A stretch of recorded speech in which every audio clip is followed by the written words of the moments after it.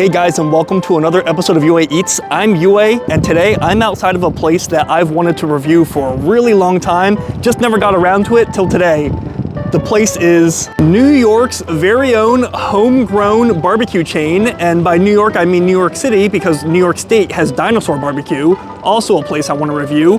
But we're gonna be taking a look today at Mighty Quinn's, a barbecue chain with many locations now in New Jersey and I believe as far away as Florida. And yeah, while we usually associate barbecue with the South or even parts of the Midwest, this is a barbecue chain that originated here in New York City, in Manhattan specifically, and it's gotten all kinds of awards and accolades, so hey, not bad for a barbecue joint outside of the South, if you ask me. Now, for me, this video has almost special significance because the time that I'm filming this, just earlier today, we had a huge earthquake in this New York area, this New York, New Jersey area. And luckily, it wasn't really much. It was just, some tremors and, it didn't really affect too much except just give people a scare. In fact, I didn't even feel it. I think I might have been in the elevator or I might have been walking or on the subway or something. But what it did do is while I wasn't even really fazed by it due to not even noticing it alongside my elevator normal tremors, is it really made me think about my own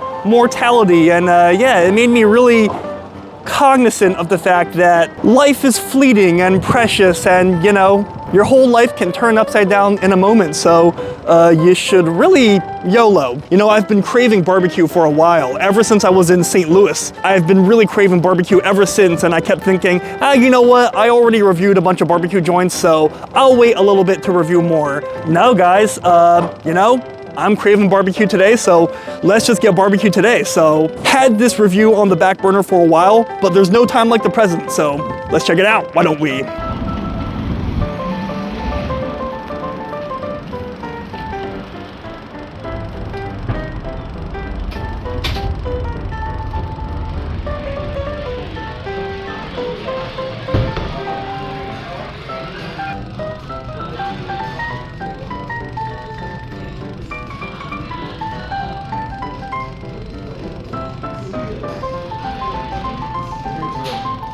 For here.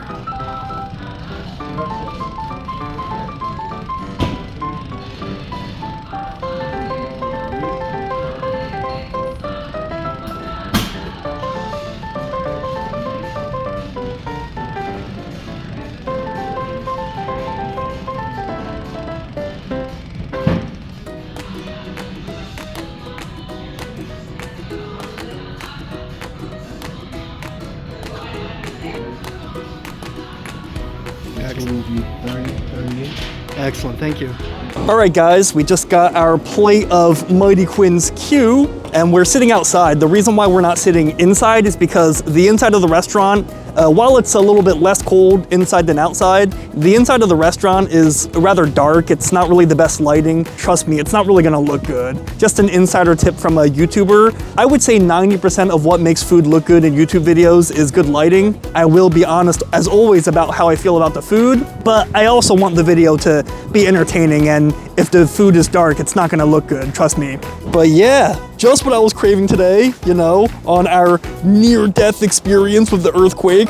Just kidding, it really wasn't that bad, but I gotta tell you, earthquakes of this magnitude on the East Coast in general, not very common. And nothing else to lift my spirits than a nice bark on these delicious ribs. I think on the website these are St. Louis style ribs, although they don't really look so St. Louis style to me. St. Louis style ribs tend to be more red typically, but I guess the way they're cut, like all square-like, I guess that's very St. Louis style. I believe St. Louis style ribs actually refers to the cut more so than the flavor profile, but I could be wrong, so barbecue experts, please correct me in the comments. I'm always down to learn a thing or two. And then down here we got a brisket, and that is a nice looking brisket. Looks really delicious. Beautiful bark on the outside, a nice layer of fat with a different coloration in the middle. And then this is pulled pork. They put sauce on rather than wait for me to sauce it. I don't usually know places that sauce the pulled pork for you, but we'll give it a try. And then this is a mac and cheese. You know, it's already coagulating a little bit, but hopefully the layer underneath will taste good. a delicious Mighty Quinn's mac and cheese using what looks to be like a white cheddar. Now, all this was about 30 bucks. I opted for a 3-meat sampler, and then I added a mac and cheese, which was about 4 to 5 bucks. So the whole thing turned out to be about 30 bucks or so. So not super cheap, but could be worse in New York, let me tell you. So let's start this review with a rib. With a St. Louis style rib. And having been to St. Louis not long ago, expectations are kind of high, but I will try to taper them. Delicious square St. Louis rib. Let's go.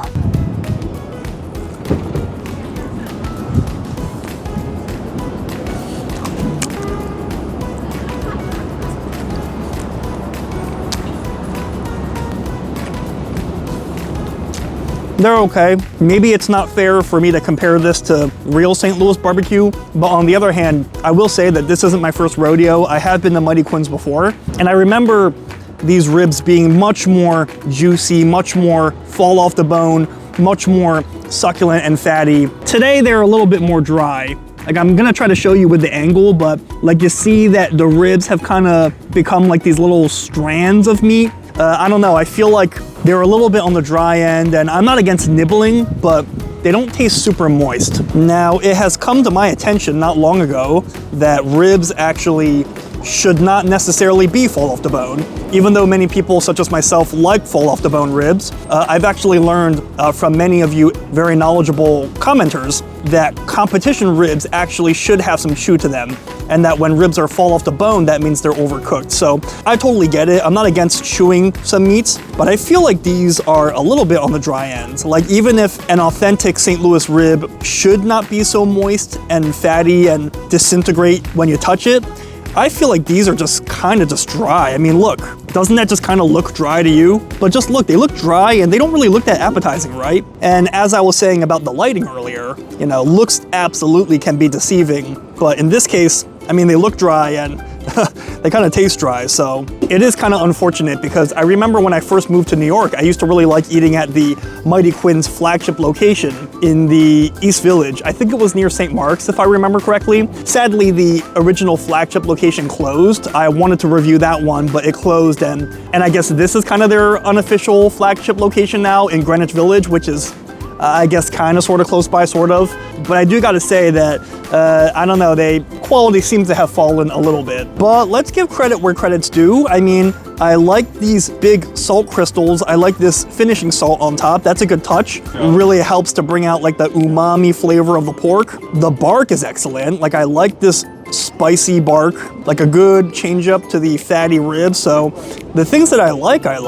You know, they say that great barbecue doesn't need barbecue sauce, but let's see if the barbecue sauce helps to lift this at all. Now, they have a few barbecue sauces, but this is their most standard, just a barbecue sauce. Like, as you can see, it's just a barbecue sauce, and as opposed to their other sauces, which are like mustard sauces or chili sauces. So this should be more in line of the flavor profile that you want from a St. Louis rib. So give it a second try.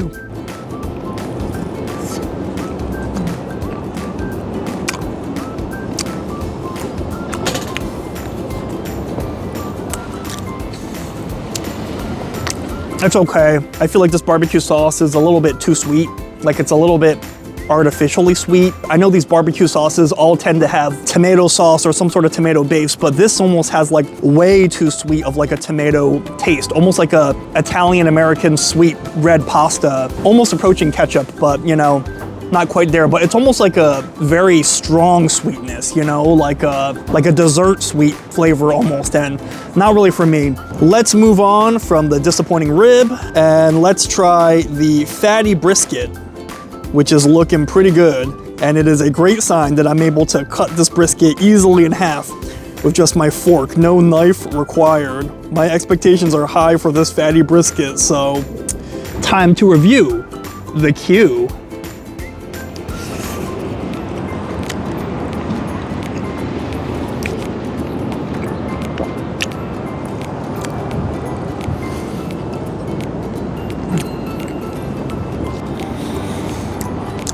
Oh, wow. The ribs I might not have been a fan of, but that brisket was out of this world. Even though I ate the fattiest part, you can even just tell by looking at it, right? I mean, it just looks more fatty and moist and satisfying, while the rib just looks a little bit more wah-wah.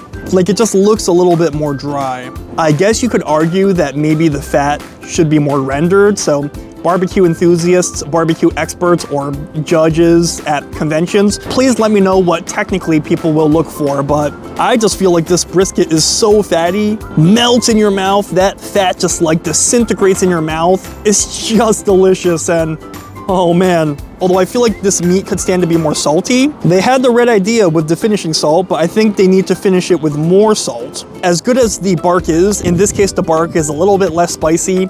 It kind of just tastes more charred and almost slightly burnt. Not that I necessarily mind that, but I think that's why you really need more salt just to really lift this and really amplify the rest of the fatty meat flavor as well as the spice on the bark. So this brisket, guys, is absolutely to die for.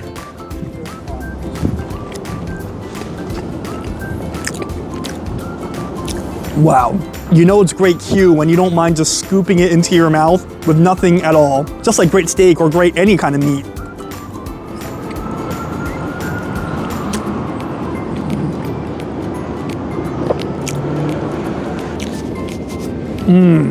Okay, so don't make the mistake that I made based upon this review so far. Don't go with the 3 meat combo because the ribs are really a little bit disappointing and pretty mid, as the Gen Z kids say. Just go with a brisket. Just go with like a brisket meal. Get more of this brisket. Ribs are more forgettable, but the brisket is unforgettable. It's just so fatty and juicy and delicious, and maybe just ask for a little bit more salt and it will be perfect. Some of you guys who follow my community posts may know that I went to Dallas in December of last year, and while there, I actually ate Terry Black's, and I had the brisket there and I was really looking forward to it, but I'm sure Terry Black's is probably on average better than Mighty Quinn's. After all, it's barbecue in Texas, while this is barbecue in New York. But I wasn't really impressed with the brisket there, even though it looked pretty good. Maybe what it was that maybe it was just a bad day. And also, I was in Dallas, not in Austin, where Terry Black's is based. So yeah, I think I just got unlucky. But so far, I'm more impressed with this brisket than at least the one that I had in Dallas, at least at that one location. Pulled pork time. And they were generous enough to pre-sauce it for me. Now, even though this is pulled pork, there is a bark on the outside, so I find that rather interesting. Oh, I don't know what that was. That was a very dry hunk of meat that maybe was not intended to be served. Ugh. Let's try another piece. Maybe I just got unlucky. Maybe they served me a piece that, you know, was not intended for consumption. Although it still looks a little bit dry, if you ask me. Okay, is this one looking a little bit better? A little bit, right?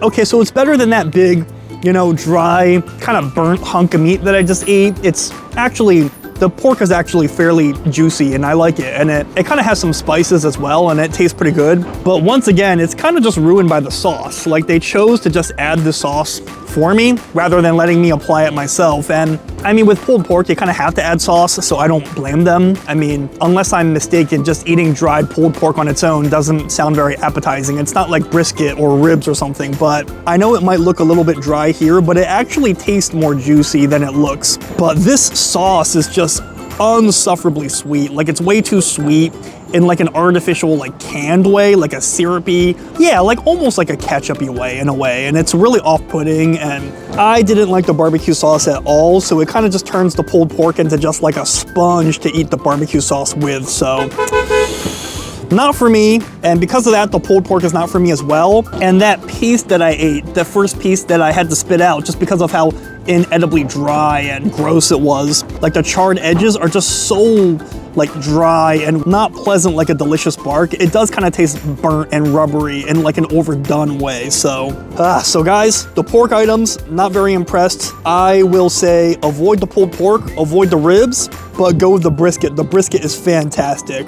And last but probably not least because of how good it looks, let's try the mac and cheese. And I've been sitting outside, so it's possible that the outer layer is coagulated and cold, but it feels warm on the inside, so it may have protected the inside. So we'll just mine for gold here. But yeah, look, the inside is still looking kind of velvety and creamy.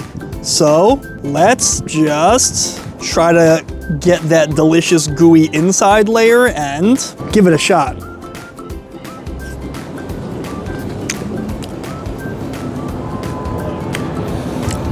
Okay, I will concede that the outside layer is cold, but like I said, the inside layer is much more warm and not as coagulated. So I'll just keep eating the inside to review it.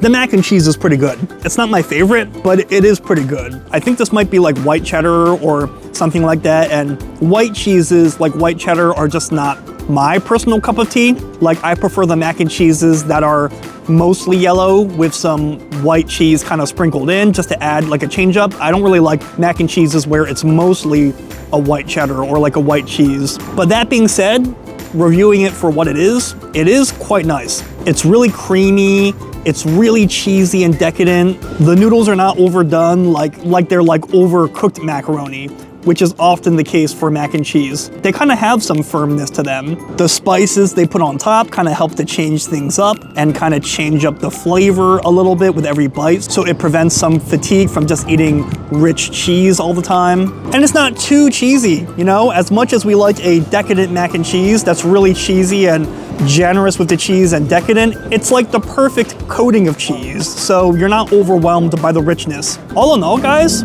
this is a solid mac and cheese, all things considered. If you like white cheddar, you'll like it, trust me. But guys, I guess I'll just say that I'm really, really glad that I decided to come here impulsively for a meal. I do think Mighty Quinn's has fallen off a little bit. I remember when they were kind of newer to the scene. Like, I remember when I used to eat at least at their flagship original location in the East Village. I remember the quality just overall being higher. I remember liking the pulled pork. I remember liking the ribs as well. Actually, back then, I think I preferred those two items to the brisket, so that's interesting how that kind of turned out. But that being said, while two of the meats I didn't like so much, the brisket was so outstanding that I think I can still recommend that you come eat here as long as you only eat the brisket. And you know, the mac and cheese was also very satisfactory. So it'll definitely scratch that mac and cheese itch if you've got one. But anyways, guys, that's gonna be it for this video. Hope you guys enjoyed it. And if any of you guys are on the East Coast in that tri-state area, let me know in the comments if you felt the earthquake. And also let me know in the comments where I should eat next, because great minds eat alike. And if you like my videos, make sure you like and subscribe. That way you stay up to date whenever I post another video. I'm not gonna let any of this fatty brisket go to waste for sure. So until next time, guys, I'll see you later.